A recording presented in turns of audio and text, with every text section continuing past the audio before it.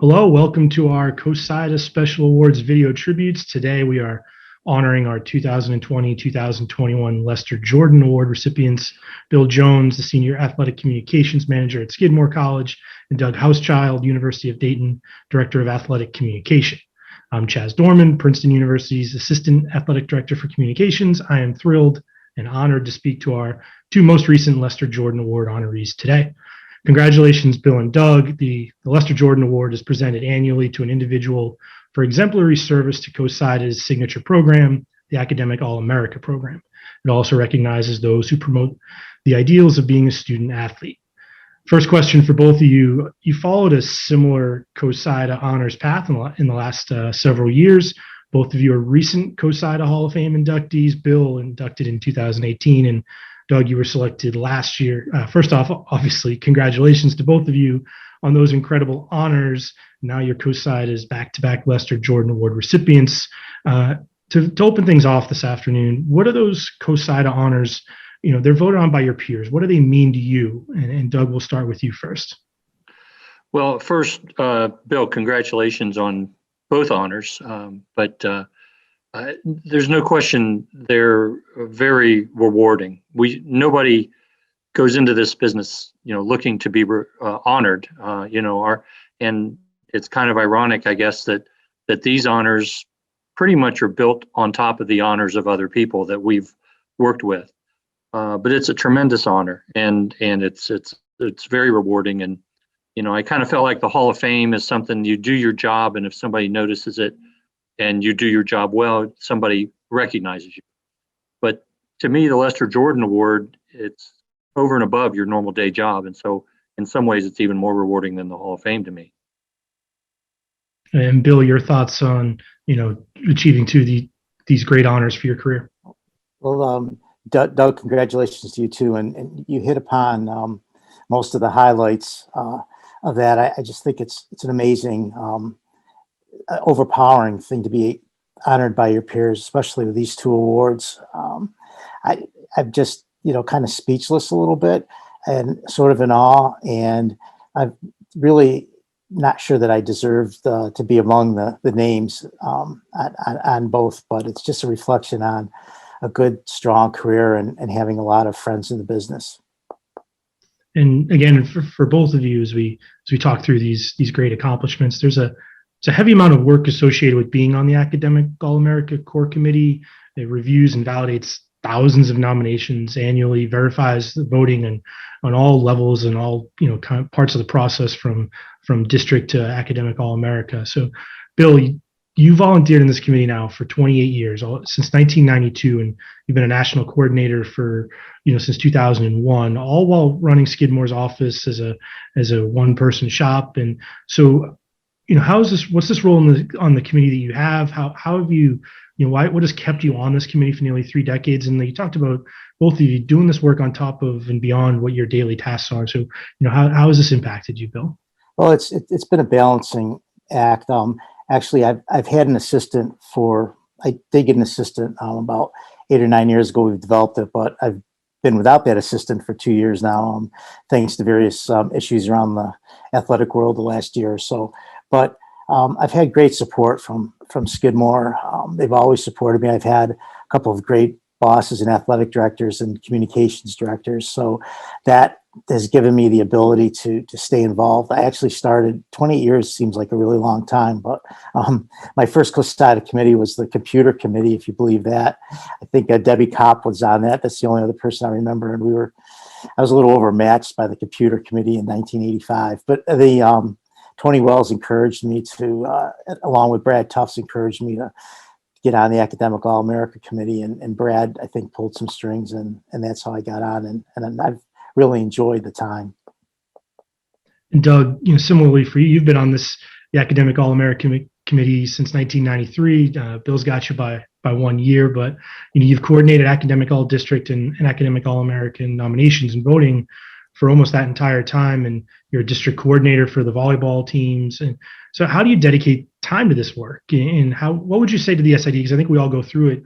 You talked about it being on top of your daily efforts at Dayton, but okay, so we're all sitting here and saying, I'd love to volunteer for a CoSIDA committee and be a part of the leadership, but I put so much time into my day job. How much time do I have for something like this? How do you encourage that next generation of volunteers to jump in and help out on these committees?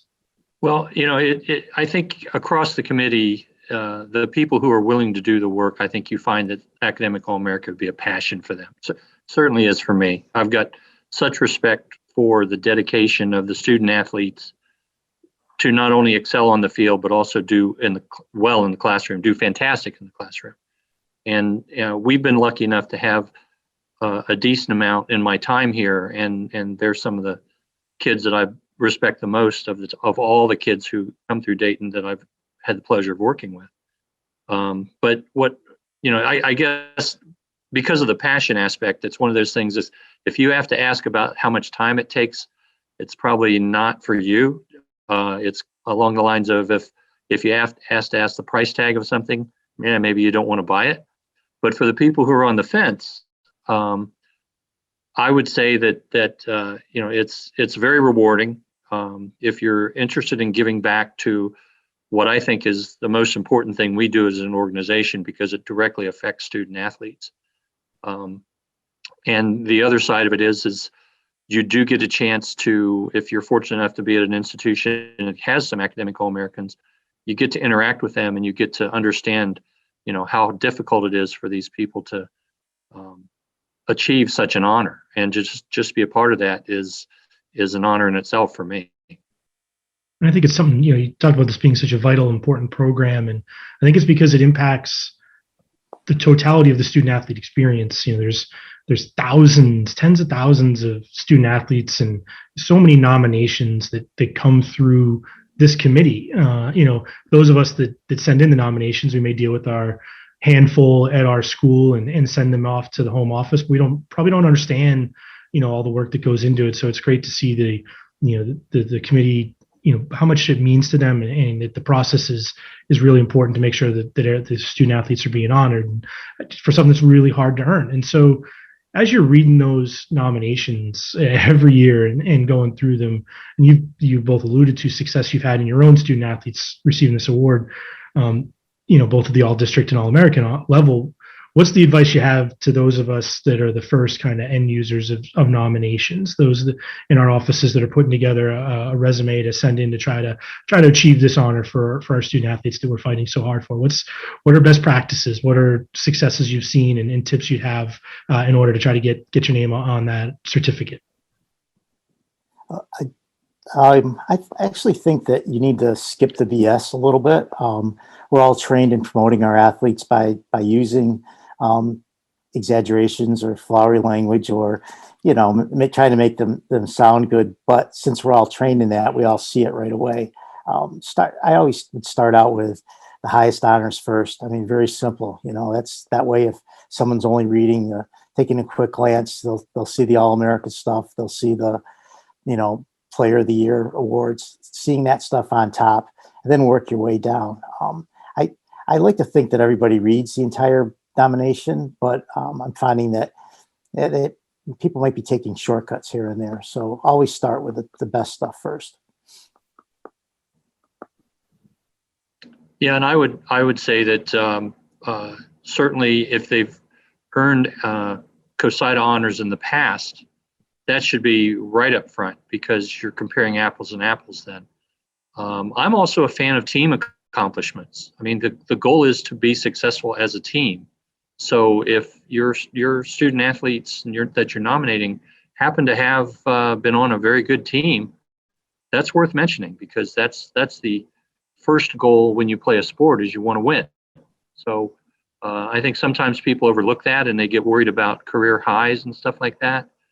To me, maybe it's a personal preference as I'm going through the nominations and doing my own voting, but I'm looking for apples and apples. So I'm looking for CoSIDA awards, and then also I wouldn't shortchange team accomplishments, because that's what they're out there for. And then how do you, for the SIDs to accurately kind of promote the academic piece too. I think that's probably important when you're going through here of, okay, we all know our team and individual accomplishments. We live in there a lot, but trying to take what you might get from a student in terms of a resume or a GPA or anything like that you might get from the registrar. How do you highlight that and really exemplify that this person's doing the best of both worlds? I think that's a difficult sell sometimes to our colleagues. I like to look at I go semester by semester, if I could pull out the 4.0s and, everybody has different honors, but what do they do for their summer internships or jobs? You can name drop. I think honors within a major are always impressive, especially if it's a biology major or neuroscience major or something in the sciences always seems to jump out. That's why MIT kids, I get the awards nonstop. But always looking for that outside of the athletics realm accomplishments. Yeah, and I would say look for something that differentiates your student athlete nominee.